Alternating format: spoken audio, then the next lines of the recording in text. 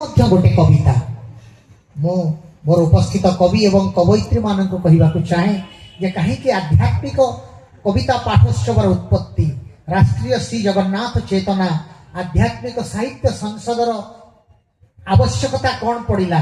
बहुत तो साहित्य संसद अच्छी पुणी आध्यात्मिक साहित्य संसदर आवश्यकता कौन पड़ा। अनेक तो कविता पाठोत्सव होची आध्यात्मिक कविता पाठोत्सव आवश्यकता पुणी कौन पाई पड़ा। मुझे मान को कही रखी श्रीमद भगवत गीता मध्य एक कविता, महाभारत एक कविता, रामचरित मानस से मध्य रामायण लेखा मध्य गोटे कविता। हे ज्ञानी माने कविता मंत्रर गभीरतम प्रदेश को स्पर्श करि पारे।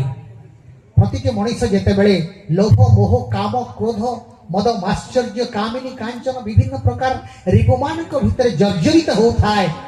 भगवत भावधारा को रोपण करने आम कविता आकार रे किसी परिप्रकाश कले मनीष आनंद रे ग्रहण कले करे।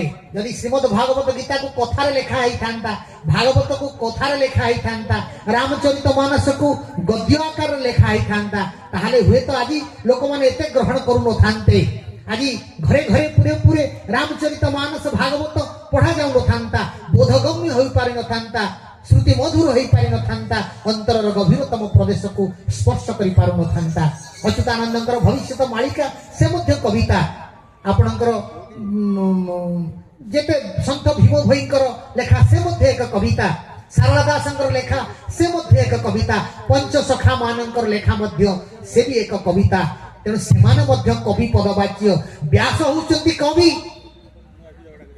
मनु होउचंती कवि, पंचसखा होउचंती जणे जणे कवि, श्री चैतन्य भी जणे जणे कवि, आपण माने भी जणे जणे कवि।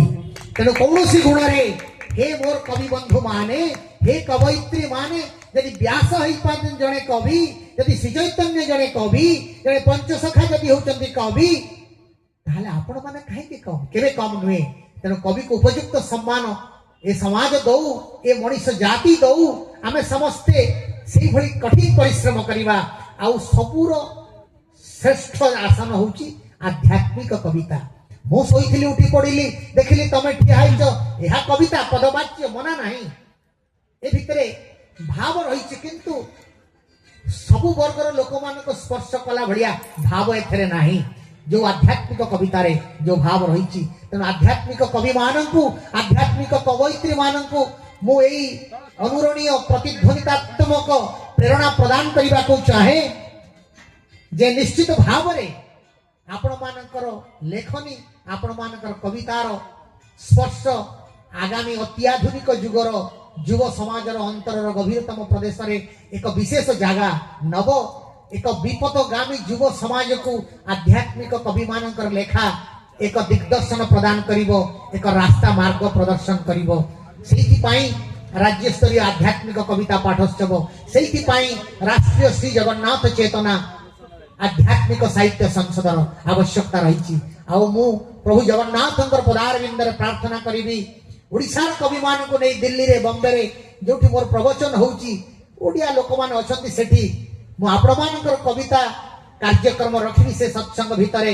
एवं ओडिशार कवि माने साहित्यिक माने दिल्ली एवं पुरी आई मीन बॉम्बे रे जोठी मोर प्रवचन होउची सेठी प्रवचन 3 दिन मु देला परे गोटे आध्यात्मिक कार्य साहित्य कार्यक्रम रखिबा पई एथर गोटे प्रोग्राम आसीतला दिल्ली रे मु मना कर देली। मु कहली कविता पाठोत्सव जदी हबो ताहाले 3 दिन मु समय देवी, नइले देवी नाही। त्यागराजन जगन्नाथ मंदिर रे बहुत थर से माने मते नियंती।